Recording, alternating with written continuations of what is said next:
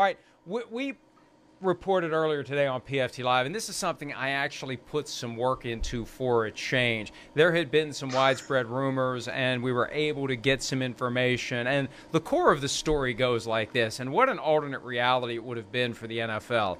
Sean Payton, Tom Brady, targets of the Miami Dolphins, and that was a plan that had the plug pulled on it, Mike, when the Brian Flores lawsuit was filed. But that would have been something to take those two guys, put them on a team that's had back-to-back plus 500 seasons, not playoffs, but a team that is getting better. You add Tom Brady and Sean Payton to that mix, but the defense is pretty damn good. Holy crap. The Dolphins all of a sudden would have been a team to keep a very close eye on in an already great AFC. You know what would have been pretty wild is to see then what free agents, just like when Tom went to Tampa, what free agents would have jumped to Miami to play with Tom there. But I mean, I read your article and I saw your different options that could have been the reason why. Could you imagine how awful it would have looked if Brian Flores fired? And we all are still like, why the hell did he get fired? But having the differences that he had and then suing the league, then all of a sudden have this set up to what you mean the Rooney Rule would have just been again bastardized, and Sean Payton put in and Tom Brady. That would have been crazy. I actually liked your second thought as well about kind of the Saints holding out and getting a better deal next year from Jerry Jones and the Cowboys, because Jerry Jones has coveted Sean Payton for how long? So maybe if the Saints couldn't pull this deal off with Miami, it may still work better for them in the long run from the haul that they may be able to get from the Dallas Cowboys if that happens next year. And, Mike, I've had some people suggest to me today, and I don't know the answer to this question, but how much of the Flores lawsuit, from substance and timing, was aimed at preventing this from happening as kind of a little knife in the ribs / middle finger to the Dolphins, that by filing the lawsuit and including allegations such as Brian Flores claims that Stephen Ross, the owner of the Dolphins, wanted him to tamper with an unnamed high-profile quarterback, which was Tom Brady, in 2020. Right. How much of that was loaded up into the lawsuit? Because it really didn't have anything to do with the lawsuit, but how much of that was loaded up in there to keep the Dolphins from finalizing this plan to get Sean Payton and to get Tom Brady? And I hadn't really thought about it until we kicked it around a little bit throughout the course of the day. But maybe it wasn't just some of the allegations, but the mere timing of the lawsuit, of the filing of that lawsuit. Maybe at some level Brian Flores knew, you know what, I think I know what they're going to try to do, and I'm not going to let them do it. And this is the best way to stop it from happening. Yeah, because, listen, at the end of all this, we don't know where the lawsuits are going to go, where his lawsuit is going to go. Will it ever reach a court? And what was going to happen with the, $100,000 for a loss? Is that going to be a complete he said?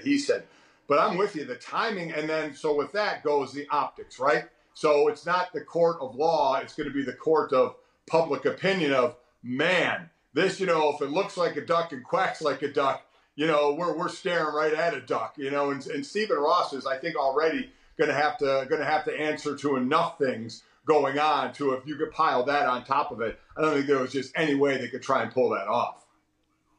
And there is a theory that perhaps the league office got involved and slammed the door on this, and it's an awkward spot for the league because, as one person explained it to me, other teams would have been upset if the league hadn't disciplined the Dolphins for trying to do this, because you're violating the spirit, if not the letter, of the Rooney Rule on one hand, you're violating the tampering rules on the other hand.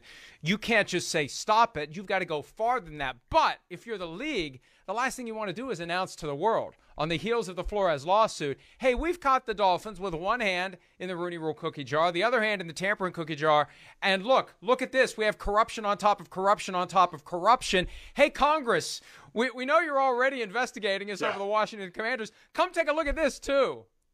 I mean, listen, Congress just kind of sits on the outside, right, just waiting for a chance to pounce, to show their constituents, look, we're going after people. And you talk about hands in the cookie jar. There isn't even another hand to talk about the possible $100,000, cookie jar as well. So, yeah, this was really starting to pile up on Stephen Ross, on the Dolphins, and on the NFL to where, this just couldn't happen. Biggest takeaway of all of this from me, though, Mike, we can't regard Tom Brady as retired from football. He may have retired from the Buccaneers. Maybe that's what he was doing.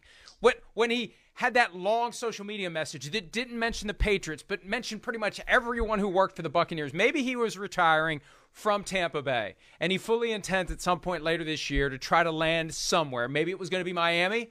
Maybe it's going to be San Francisco. But it's going to be somewhere. I just think that he retired from the Buccaneers, and it's to be determined whether or not he plays for another team. And here's the thing, Mike. It's not even us speculating, because that's what we do. And this is where I'm putting myself in the media with you, even though I was a player. But this is what we do. Tom Brady, one of the greats, retired. When Drew Brees retired, is he going to come back and play? When Phillip Rivers retired, is he going to come back and play?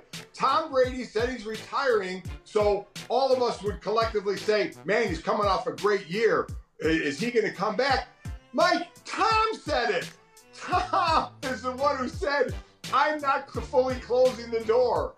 I'm not saying I'm completely retired. He's the one who speculated about himself. I mean, he didn't. I think it was 6 days. I don't even think it was a week after he, and I'm using air quotes now, retired, that he said it may not be a permanent retirement. So we are fully free. No one can sit here and say to the media, oh, this is what you guys do all the time. The guy said he retired. You're speculating now. You know what? I believe Elimar Pett is retired, the guard from the Tampa Bay Bucs who just retired today after 7 years. But I don't think Tom Brady is either. I think he's coming back and playing as well. I think he still wants to play, and he's the one that intimated that he isn't fully retired. Never say never was the quote that he gave, and you're right. It was 6 days after he retired, and that retirement story got quickly eclipsed by the Brian Flores lawsuit. Now, that was the only thing that could have knocked Tom Brady off the top of the stack of things to discuss that Tuesday afternoon. It was the following Monday night that Brady said, never say never. And the thing that really resonated with me, Mike, when Brady said he doesn't know how he's going to feel in June or July, well, I know how he's going to feel. You know how he's going to feel. Anybody that pays any attention to football knows how he's going to feel. He's going to feel like playing football when July rolls around. So I don't know whether this was some kind of elaborate negotiation with his wife that he would shut it down for 4 months and forget about it and see how he feels later in the offseason, but I think when that smell is in the air, when the grass gets that kind of unique July, August feel to it, I can see him coming back, and I think it's going to be very difficult for him to give it up. After having a 5,000-yard season at age 44, he'd said all along he was playing until he's 45. He'd said many times in the 2021 season he's going to play through 2022. I think he's going to be back. It's just a question of where he's going to be. Hi, I'm Mike Tirico, and thanks for watching. Make sure to hit subscribe for the latest news and highlights from NBC Sports.